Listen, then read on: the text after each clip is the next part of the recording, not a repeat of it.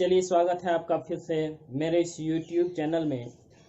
आज हम लोग जो सेक्शन पढ़ रहे हैं फिजिक्स का सेक्शन है और वह है हमारा magnetic effect of electric current. उसी सेक्शन को आगे सबसे पहले शुरुआत करते हैं हम लोग आउटलाइन से। इसमें हम क्या करेंगे कि सबसे पहले देखेंगे कि आज का हमारा टॉपिक क्या होने वाला है। हमारा फर्स्ट टॉपिक जो होगा वो होगा electric motor, principle and working. हमारा सेकेंड टॉपिक है इलेक्ट्रोमैग्नेटिक इंडक्शन। थर्ड है Faraday's law of electromagnetic induction. Next one is Fleming's right hand rule. और हमारा जो आज का लास्ट टॉपिक होने वाला है वह है अल्टरनेटिंग करंट यानी कि एसी और डायरेक्ट करंट यानी कि डीसी। तो एक एक करके हम लोग पढ़ने वाले हैं। तो चलिए हम लोग शुरू करते हैं। हमारा सबसे पहला टॉपिक जब शुरू होता है तो हमें इलेक्ट्रिक मोटर के बारे में जानना होता है। तो जब इलेक्ट्रिक मोटर के बारे में हम जानेंगे तो सबसे पहले हमें उसका डेफिनेशन जानना पड़ता है कि व्हाट इज़ इलेक्ट्रिक मोटर और यह किस तरीके से वर्क करता है, इसका वर्किंग प्रिंसिपल क्या है। तो जब हम इसको जानने की कोशिश करेंगे तो सबसे पहले हमको इसका डेफिनेशन जानने की आवश्यकता होती है। और डेफिनेशन के रूप में हम कह सकते हैं an electric motor is a device which converts electrical energy into mechanical energy। Mechanical energy का मतलब वैसा एनर्जी जिसमें हमारे पोटेंशियल एनर्जी और काइनेटिक एनर्जी का कॉम्बिनेशन होता है। यानी कि हमारा इलेक्ट्रिक मोटर एक ऐसा डिवाइस है, एक ऐसा मशीन है जो इलेक्ट्रिकल एनर्जी को मैकेनिकल एनर्जी में कन्वर्ट कर सकता है। यानी कि अगर हम इस डिवाइस में इलेक्ट्रिसिटी सप्लाई करें तो उससे यह मोशन के बाद सवाल उठता है कि आखिर किस प्रिंसिपल पे हमारा मोटर वर्क करता है।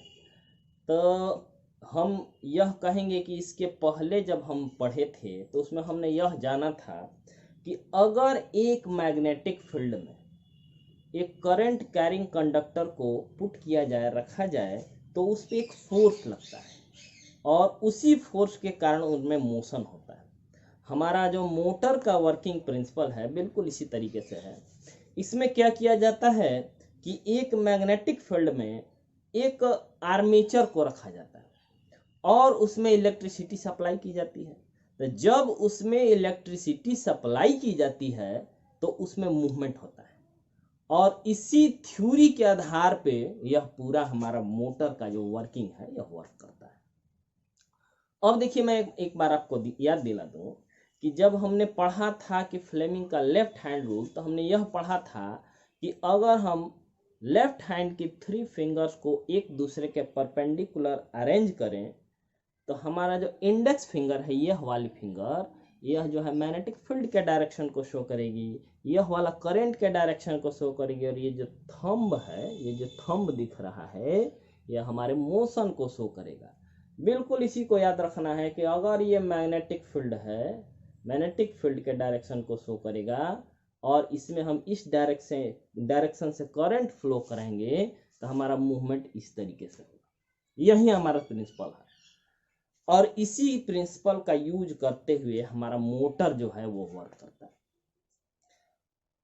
अब नेक्स्ट क्वेश्चन ये है कि इसका अरेंजमेंट क्या है, किस किस तरीके से कौन कौन मशीनें लगी हुई होती हैं, तो इसको हम लोग देखेंगे। तो आप जब इसका डिजाइन देखिएगा तो आपको पता यह चलेगा कि इसमें फील्ड मैग्नेट होते हैं। फील्ड मैग्नेट का मतलब ऐसे मैग्नेट जो एक दूसरे से जुड़े हुए हैं और उसके बीच मैग्नेटिक फील्ड है। मैग्नेटिक फील्ड का मतलब एक पोल नॉर्थ पोल है और दूसरा पोल साउथ पोल है।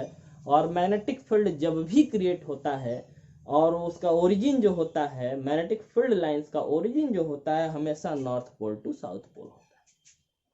इसके बाद उसमें फील्ड मैग्नेट के साथ साथ उसमें आर्मेचर होता है, स्प्लिट ब्रशेस होता है, स्प्लिट रिंग्स होता है,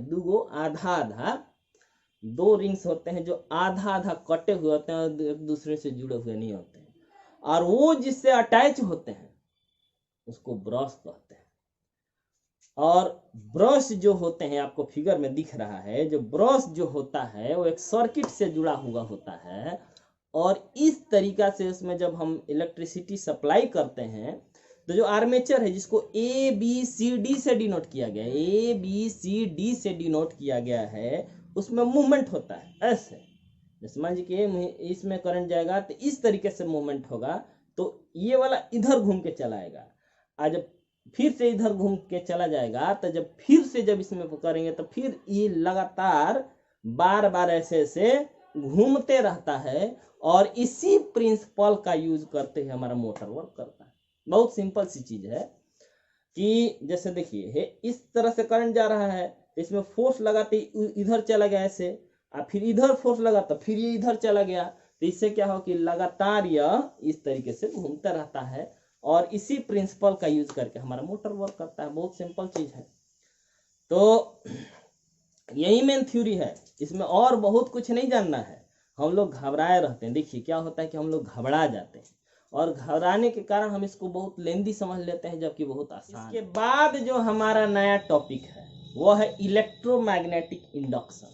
अब इसका क्या मतलब है?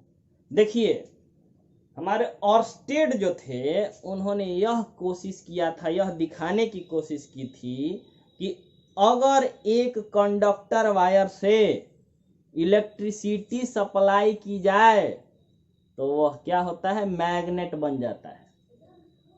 कब किया था? 1820 में। 1820 ईस्वी में, 1820 जो है एडी में, एनो डोमिनी में, Oersted demonstrated by an experiment that a current carrying conductor behaves like a magnet. यानी कि एक करंट जिसमें कंडक्टर से सप्लाई की जाए, एक कंडक्टर वायर में करंट सप्लाई किया जाता है, मैग्नेट बन जाता है। कब? 1820 में। इसके विपरीत, इसके अगेंस्ट में एक और साइंटिस्ट थे जिनका नाम था फैराडे।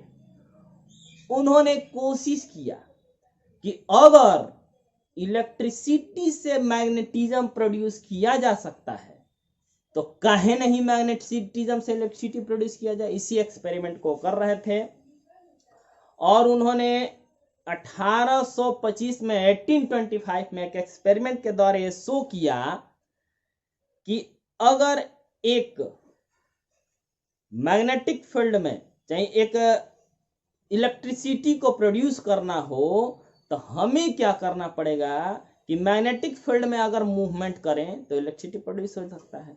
तो एक इलेक्ट्रिसिटी का प्रोडक्शन हो सकता है मैग्नेटिक फील्ड के द्वारा, उसमें मैग्नेटिक फ्लक्स को चेंज करके इलेक्ट्रिसिटी को चेंज किया जा, इलेक्ट्रिसिटी को प्रोड्यूस किया जा सकता है।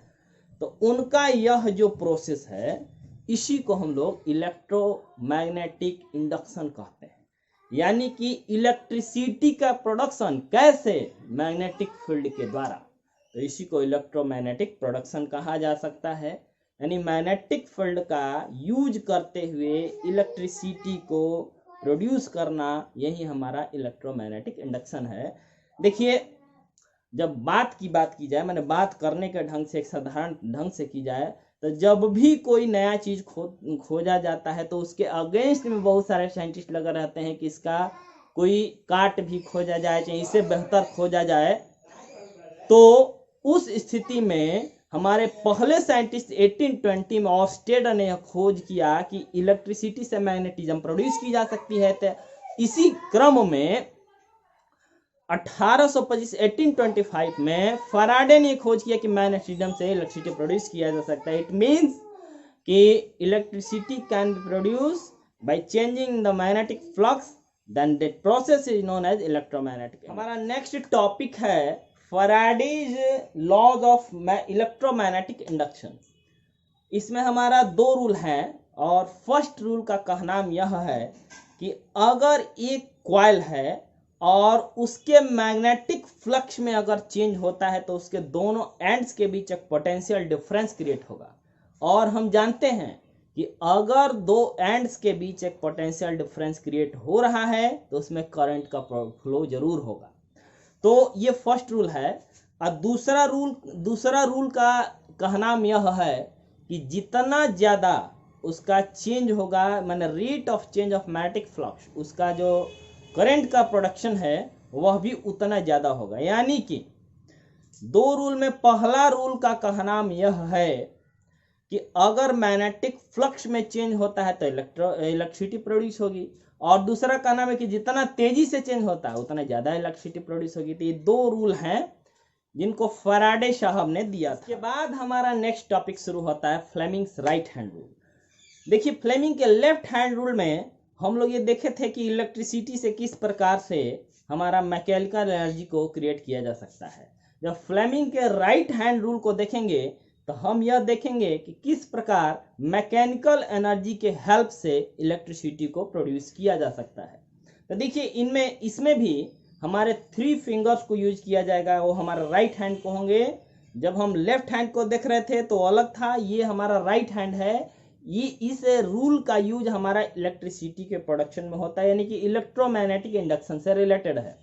तो ये हमारा जो फिंगर होगा ये मैग्नेटिक फील्ड को प्रोड्यूस करेगा, यह हमारा इंड्यूस्ड करंट को प्रोड्यूस करेगा, और यह जो है हमारे डायरेक्शन को प्रोड्यूस करेगा।